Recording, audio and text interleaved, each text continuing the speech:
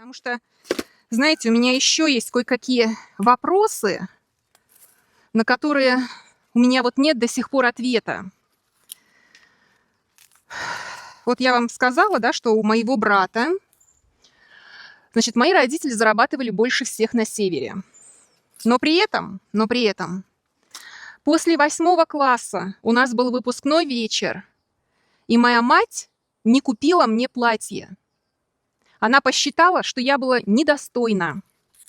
Я себя чувствовала просто изгоем. Это был не мой праздник. Я ждала до последнего. И в последний день какой-то материал дома там лежал. У моей мамаши какие-то сумасшедшие запасы были, непонятно чего. Я у нее спросила, можно ли мне вот из этого материала сшить себе платье. Я сшила себе платье на один вечер. Хоть какое-то платье. Та же самая ситуация, ребята, повторилась и после 10 класса. Все девочки нарядные пришли, а моя мать не купила мне платье на выпускной. И мы не были бедными. И когда я, знаете, анализировала, вот сестра моей матери, у нее 2 дочки, так она для них все делала. Она была вот нормальной матерью. Моя же мамаша, деньги, знаете, куда уходили у нее? Она покупала ковры, напокупала ковров, я даже не знаю сколько, штук 20. Потом она все покупала золото, золотые украшения, которые иногда она их надевала. Но это были в основном перстни. У папаши моего было 3 обручальных кольца, которых он никогда в жизни не надевал. И я у него как-то спросила, мне мать показала это, я у него спросила, а зачем вы покупаете это золото, если вы его не носите? Куда его носить-то? И мой папаша мне сказал, это наша инвестиция. Я уже тогда понимала, что ты покупаешь изделие, а если ты продаешь, хорошо, если у тебя купят как изделие, а если нет, то ты продаешь это просто как металлолом. Ты теряешь больше половины стоимости. И для меня это было странно, потому что папаша у меня как бы вроде бы как был образованный человек. Высшее образование. Но кроме физики и астрономии, ребят, он вообще ничего не знал, ни в чем не разбирался. Как я теперь понимаю. Еще мать моя покупала хрусталь. У нее шкаф ломился от хрусталя. Она покупала себе и на будущее нам. Мы выросли. Он нахер никому не нужен, этот хрусталь. Он у нее так в коробках и лежит. Она покупала какую-то посуду. Потом, будучи бухгалтером, вот я сейчас имею экономическое образование, да, 2-е экономическое образование. Ну, насколько надо вот не разбираться ни в политике, ни в бухгалтерии в той же. Деньги копились еще на сберкнижках, и потом государство все это забирало. И мы как бедно жили, так бедно мы и жили. Мне даже одежду особо не покупали. Вот это я помню. Голая я не ходила, но одевали меня хуже всех. Вот в моем классе я была одета хуже всех. Даже у одной девочки там мать была алкашка. Так эта мать умудрялась одевать ее лучше, чем меня одевали. У меня были подружки, 2 девчонки, мать была в разводе. Так эта мать вязала, так красиво их обвязывала. Всегда у них были комплекты. Шапочка, шарфик и рукавички. И все это с такими красивыми узорами, с такой любовью все это было связано. Моя мать умела вышивать, умела вязать, умела шить. Ни хрена не шила. Потом уже позже, когда я выросла, она себе начала что-то там шить. Мне она ничего не шила, поэтому я очень рано начала шить. Я очень рано начала вязать. Я во 2 классе научилась вязать. И первую кофту я, по-моему, в 10 лет себе связала. Она даже вот, если моя мать что-то вязала, мне было стыдно это носить на самом деле, потому что некрасивое все было, какое-то растянутое все было. В общем, как бомж выглядел. Но моя мать не парилась, у нее все было прекрасно. Так, тоже здесь все приготовлено. Закончу просто разговор. Дети моего дяди, то есть брат, это уже получается 3-й брат, то есть перед моим отцом. Мой отец 4-й, и вот 3-й сын, так скажем, да, более старший брат моего отца. В деревне жили. Он учитель, математики, она бухгалтер. У них дети лучше одевались. В деревне 5 детей. Я помню, когда видела, моя сестра приезжала, старшая, ну как бы вот у них там старший сын, он хорошо был тоже одет. Я помню, у него такой костюмчик был джинсовый, когда он студентом был.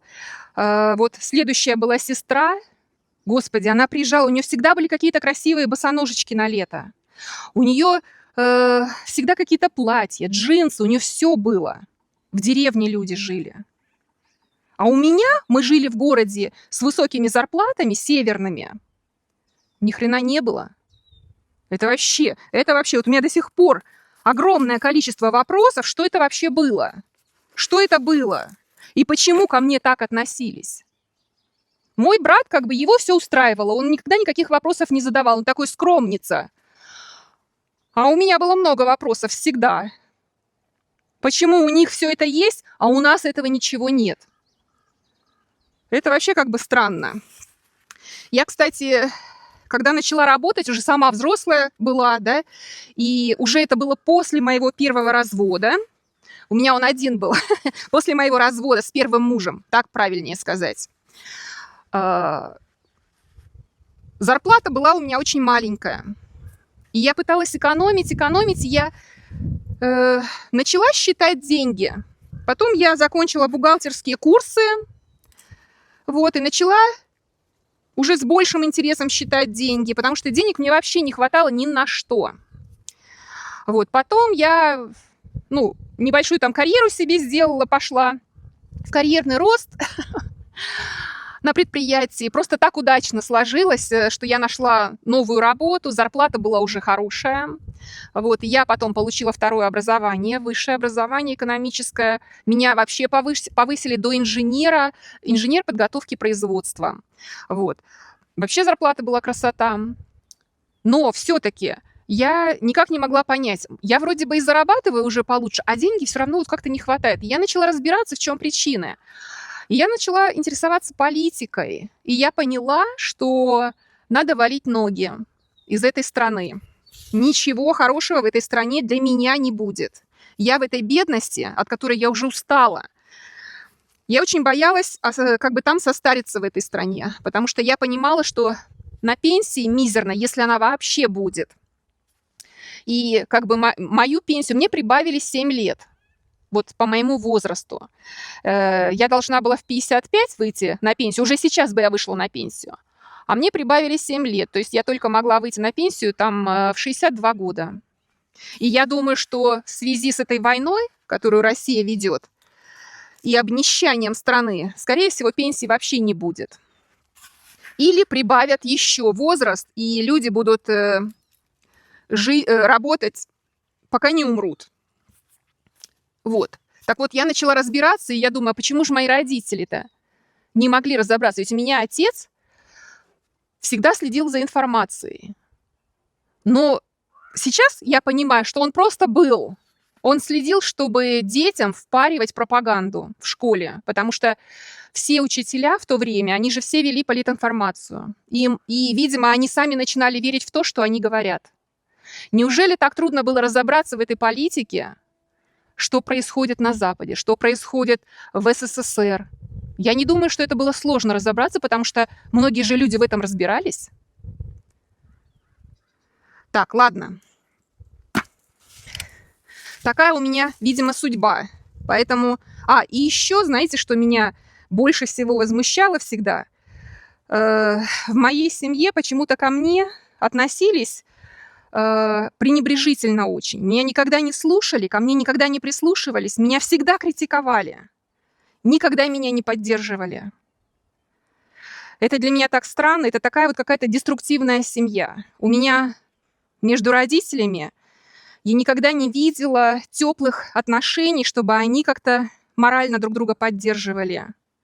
У них у каждого были какие-то свои обязанности, вот они распределили, и они жили вот так. Их это устраивало. Меня же не устраивало, потому что была какая-то эмоциональная пустота. Я поэтому и старалась все время уходить из дома. Мне настолько было некомфортно дома. Я помню, я задерживалась допоздна с подружками у них дома, потому что там я видела какое-то счастье в семье. заботу родителей. Родители общались с детьми. У меня этого не было дома. Если у меня были вопросы, естественно, мои родители могли на них ответить, да. Так уж прямо сильно не игнорировали. Но, знаете, вот этой душевности никогда никакой не было. При этом мой отец, если моя мать открывала рот и высказывала свое мнение на какую-то тему, он начинал всегда ее критиковать. И я помню, что моя мать старалась молчать. И я всю жизнь думала, что моя мать не любит говорить. Представляете? Я всегда задерживалась вот у моих друзей, приходила домой, меня наказывали за это. На следующий день я делала то же самое, потому что у меня было такое ощущение, что я домой, когда иду, я иду в какое-то темное подземелье, где темно, тихо очень, какая-то мертвая зона. Я не хотела туда идти. У меня... Но я родилась таким позитивным очень ребенком, и я помню, я очень счастлива была лет до 6. И я видела, как родители проявляют ко мне любовь. Вот это я помню очень хорошо. Когда мне исполнилось 6 или там 7 лет, я пошла в школу в 7 лет, это все исчезло. Они перестали проявлять свою любовь. Я не видела любви моих родителей ко мне. И на меня просто начали навязывать какие-то обязанности. Прав у меня, я даже не знаю, были они или нет, потому что в то время ведь вообще никто не знал о своих правах. А вот обязанности, в школе на тебя грузили эти обязанности, и дома на тебя грузили эти обязанности. Мне кажется, мои родители ментально как-то они не выросли. И даже когда я помню, взрослая уже была, мне 30 лет было, моя мать относилась ко мне, как будто я маленькая, бестолковая девочка. И меня это просто вот выбешивало. Как так можно? То есть они сами не выросли, поэтому и рядом с ними я вот чувствовала себя, как будто это не я. Очень дискомфортно. И я перестала на самом деле с ними близко общаться после одного случая. Наверное, я уже об этом рассказывала. Когда мне нужна была срочно помощь, у меня прединсультное состояние произошло, обезвоживание, видимо, организма. Я очень любила кофе пить, но я тогда не понимала этого, не знала. И у меня упало давление очень сильно. Вот. И у меня стало прыгать все. Что-то там, нерв какой-то пострадал или что такое в головном мозге. У меня начало вот перед глазами все прыгать. И в нормальном состоянии, вот вы стоите, да, вы можете ходить. А я не могла даже ходить, мне надо было за что-то держаться, потому что я падала, я теряла равновесие. Я вызвала на дом терапевта, единственный врач, которого вы могли вызвать бесплатно на дом. Пришла терапевт, и мне говорит, срочно к невропатологу, срочно. И у меня тошнота началась, в общем, такие вот, знаете, симптомы, когда инсульт у человека случается. А как попасть к невропатологу? У нас было 3 невропатолога, или 2 тогда, которых попросили на пенсии еще поработать. Вот. Талончиков к ним нет, а мне надо срочно. Я готова была заплатить любые деньги. Звоню к отцу, мне даже не выйти из дома одной, я жила на 2-м этаже. Звоню моему отцу, говорю, помоги мне, пожалуйста. Я 10 минут его упрашивала, ребята, я ему все объяснила, в каком я состоянии. Он мне сказал, нет, я иду в баню. Я вот собрался в баню, я иду в баню. Представляете? И вот после этого момента я сказала, все, я для них умерла. Я вдруг решила, знаете, вот вспомнить историю отношения моей матери ко мне. Я подростком, вот начиная с 6 лет, я все свои проблемы психологические решала сама без матери. У меня не было матери. Да, меня кормили. Да, мне какую-то одежду покупали. У меня была кровать, да, то есть кров. Родители оплачивали ЖКХ, но со мной не разговаривали, меня игнорировали всю мою жизнь. Это был какой-то вот без матов, я не знаю, как к этому отнестись. В 1 класс, я помню, меня папаша, вот так, он был директором тогда школы, он меня завел в 1 класс, там 44 ребенка сидит, мест не хватает. И было 6, что ли, 1 классов. Какой-то бум был детей. Он меня так завел в 1 класс, в незнакомую обстановку, бросил и ушел. И я смотрю, я себя настолько несчастным тогда человеком ощутила, я думаю, блин, я как будто вот, знаете, как их называют, сирота, у которой нет родителей. Все родители стоят. Все родители, мамы, папы. А у меня нет родителей. Я одна в чужом коллективе. Папаша директор, естественно, у него там дела, он меня завел и ушел. А мать-то моя где была? Почему моя мать не могла прийти? А моя мать не захотела. И моя мать никогда не участвовала ни в каких вот таких вот... Она ни разу не была ни на одном моем детском празднике, ни разу меня не поддержала. Один единственный раз папаша мой явился, значит, мне... Я даже не знаю, 4 года, что ли, было. Меня научили там какую-то музыку играть на аккордеоне, на маленьком детском саду. Я даже этого не помню. Но он вот мне все время это рассказывал. То есть это единственный раз, когда он пришел вот на такое мероприятие. Все. А ведь маленькие дети, для кого они выступают? Они выступают для своих родителей в первую очередь. Потом уже, когда они подрастают, у них появляются друзья, знакомые. Им уже не так важно, чтобы их поддерживали родители. Но маленьким-то детям. У меня никогда этого не было. И я помню, сестра моей матери, значит, у нее младшая девочка такая талантливая очень. Она написала какой-то стишок, и его опубликовали там в газете. Она выиграла какой-то конкурс, даже денежную премию ей дали. Так вот, моя тетя со своей маленькой девочкой, она поехала на другой конец города с пересадками на автобусе за этой денежной премией. Потом она рассказывала, что они потратили на дорогу намного больше, чем была эта премия, но это было важно для ребенка. Моя мамаша, выслушав это все, сказала: да ты с ума сошла, я бы не поехала. Вот представляете? И вот со всем этим я живу. Вот почему я это рассказываю? Я рассказываю это для моих родственников в первую очередь. Вот у меня огромное количество вопросов к ним. И это еще не все. Еще знаете, о чем я хотела им же сказать? Кому мой негатив, конечно, ребята, извините, не нравится, это не для вас видео, поэтому вы можете просто пролистать. Смотрите мои другие видео. Но уж я хочу высказаться, так высказаться. Еще у меня был вопрос. Когда мы ездили на какие-то экскурсии, иногда мы приезжали ночью. Мало того, что когда мы садились в автобус, я видела родителей, которые приходили, провожали своих детей, приносили там сумки им, желали там хорошей дороги и так далее. Моих родителей никогда не было. Когда мы приезжали ночью, детей у автобуса встречали родители, большинство детей. Моих родителей никогда не было. Они в это время спали. И я вот так вот, колотясь от страха и дрожа, да, я бегом бежала домой. Почему меня не встречали? То есть я так понимаю, что я ничего не значила для моих родителей. Вот почему меня не встречали. И, в общем, таких случаев я могу вспомнить. Нелюбви моих родителей ко мне очень-очень много. Очень много. Никакой поддержки, полный игнор. И мой отец, когда они решили, я не просила, они решили с матерью, у них оставались там деньги скопленные, когда они себе купили квартиру. Они решили купить мне однокомнатную квартиру. Я жила в однокомнатной квартире с мужем. Вот. Но они так решили, и при этом папаша мне сказал: мы тебе покупаем квартиру, а наша старость будет на твоих плечах. Но в то время, когда я была абсолютно бедная, у меня даже зарплаты тогда не было нормальной, муж зарабатывал. А я в школе работала за копейки, с высшим образованием. Вот. Так, понимаете? Я даже не знала, что сказать. Я говорю: ну ладно, хорошо. Покупают они квартиру.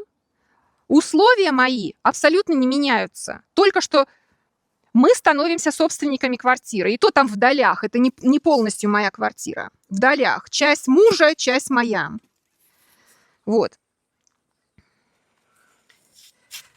Хочу палки такие сделать для огурцов. Не знаю, связывать их, не связывать. Но после того, это было в 2001 году, втором, да, а в 2000... Так, сейчас я вам скажу. В 2008 году мой отец отказал мне в помощи, и я тогда сказала себе: так, очнись, очнись. Тебе столько раз показывали твое место в этом мире. Вот, и я перестала с ними близко общаться. Единственное, что я для себя решила, я не буду ограничивать их в общении с моей дочерью. Это моя проблема между ними и мной, но это не проблема ребенка. Я не буду лишать ее бабушек и дедушек, и их не буду лишать возможности общения с внучкой. всегда, когда она хотела. То же самое я сделала со своим бывшим мужем. Вот, я решила, что я не буду лишать моего ребенка права общения с ее отцом. Я думала, что она повзрослеет, и она, может быть, что-то там у нее в голове, знаете, она поймет мое поведение. Ребята, на самом деле это не работает. Она была под очень сильным влиянием моих родителей, и она была под очень сильным влиянием моего бывшего мужа. И когда она выросла, я вижу, как она относится ко мне. Относится она ко мне, но если вот сказать мягко, то по-скотски. Я такого не ожидала. Но я очень долго это терпела. Ее выходки, ее хамство, откровенное хамство. Вы даже не представляете, я просто об этом молчала. Вот, но сейчас я решила об этом рассказать. Я прекратила общение. Как бы я с моим бывшим мужем общалась только по необходимости вот из-за ребенка. С родителями я на минимум свела общение. И с дочерью, когда она мне в очередной раз, когда я вскрыла ее вранье, обман, использование меня, и она меня выставила, как бы, знаете, использовала меня для вымогательства денег у моих родителей. При этом, когда я начала общаться с моей матерью, моя мать поддержала мою дочь, я решила, что это все. Больше я не могу это терпеть. Они прекрасно будут жить без меня. Я прекратила все общение. Вот. И еще один важный момент. Я ведь, когда сюда переехала, все равно периодически я своим родителям звонила. Тем более, что и Маша тогда там жила. У нее еще тогда не было... Она школу заканчивала. Потом она там первый год тоже не было у нее еще вот этой визы для переезда сюда, чтобы получить грин-карту. И я помню, один раз звоню, и, как вы понимаете, мое общение сводилось только, по необходимости. Я так спрашивала, знаете, там, как ваши дела, как здоровье. И один раз звоню, особо я не просила их. Очень редко что-то я просила вот по поводу Маши там проконтролировать моего ребенка. И тут я звоню, мой отец говорит, вот на тебе маму, он даже со мной разговаривать не хотел. То есть им не о чем со мной разговаривать. Я вот тебе маму дам, ты с мамой разговаривай. А мать, еще не взяв трубку, но откуда-то идет из комнаты, и она говорит, сейчас опять что-то просить будет. А я это слышу в трубку. Ладно, я с ней поговорила. Мне нужна была услуга такая, что поскольку я не могла тогда отсюда полную стоимость перевести для оплаты, моя дочь поступила в университет, в экономический, и нужно было оплатить большую сумму денег за год. Это было, по-моему, по семестрам мы платили. Первый семестр $2000, второй семестр $2000. Вот это помню, что я оплачивала. И я их попросила, вы оплатите, а я вам деньги потихонечку переведу, потому что тут лимит на переводы. Я им, как только возможность появилась, я все эти деньги им перевела. Ладно. Мои же родители, сколько я здесь живу, ребята, они ни разу мне не позвонили. Я-то им позванивала периодически. Они ни разу мне не позвонили. Вы скажете, что им там дорого или что-то такое. Но был, по крайней мере, WhatsApp, был интернет. Через моего брата можно было письмо написать. Они никогда не проявляли этой активности. И я думаю, очнись, в конце концов. Кто твои родственники и кто ты для них? Так, и про дочь мою закончу на этом. Моя дочь, значит, поскольку была такая ситуация, что я попросила моих родителей оплатить ее обучение, и я перевела эти деньги, но она не сдала ни одного экзамена, ее отчислили. Она продолжала врать моим родителям, что она продолжает учиться. И под это дело она стала просить у них деньги. При этом она мне сказала, пожалуйста, не говори бабушке и дедушке, что я больше не учусь, чтобы их не расстраивать. И мне поставила в укор, что я никогда особо ее не поддерживала, я должна ее поддерживать. Но я думаю, ладно, что такого-то в этом? Я не увидела никаких подводных камней. Потом я в какой-то раз очередной позвонила моей матери спросить там, как дела, как жизнь. И моя мать спрашивает, Учится ли Маша? А то мы, говорит, ей деньги даем каждый месяц на учебу, и вот учебу оплачиваем. У меня челюсть отвисла. Вот почему моя дочь попросила не говорить им, что она уже отчислена. Представляете, мои родители были в шоке, когда я им дала номер телефона, мой отец позвонил на кафедру, и ему сказали, да, она уже отчислена. Я спросила мою дочь, что происходит? Почему ты так сделала? И вы знаете, что она мне сказала? Ты мне не семья, никогда ей не была и никогда не будешь. У меня сердце оборвалось. Я столько для нее сделала. Мне вообще вот все, что у нее было, все ее успехи, так скажем, я во всем ее поддерживала. Я старалась дать ей лучшее. Если бы не я, она бы не оказалась в английской школе. Если бы не я, она бы не оказалась в хоровой школе. Если бы не я, ее бы не взяли в хороший класс в этой школе. Потом все эти поездки, путешествия, какие-то концерты, я все это оплачивала. Я постоянно была с ней на связи, я ее выслушивала, я старалась ей помочь. И когда я вот это услышала, ты мне не семья, никогда ей не будешь, я была в таком шоке. Я в первую неделю, мне было так плохо, у меня еще со здоровьем были большие здесь проблемы. Я ночью думала, что я умираю. Это вообще был какой-то ужас. Ладно, я как-то это пережила, но я решила, раз такое дело, ребята, вы обойдетесь все без меня. Живите как хотите, я желаю вам только счастья. Я прощаю вас всех, но в мою жизнь я вас больше никогда не пущу. И вы знаете, мне стало очень легко жить. Мой муж, я настолько поражена, ребята, ко мне никогда в жизни никто не относился так внимательно, с такой любовью, с такой поддержкой, как абсолютно чужой мне человек. Ко мне очень хорошо относится его семья. То ли американцы другие люди, то ли он просто проходил в своей жизни такие этапы, что он понимает все это. В общем, короче говоря, на этом будем завершать мое видео. Печальное видео, но я должна была это сказать. Я очень хочу, чтобы мои родственники, если они это посмотрят, немножко у них что-нибудь щелкнуло в голове. Вот. Сейчас я абсолютно счастлива. Я занимаюсь собой, я занимаюсь только тем, чем я хочу заниматься.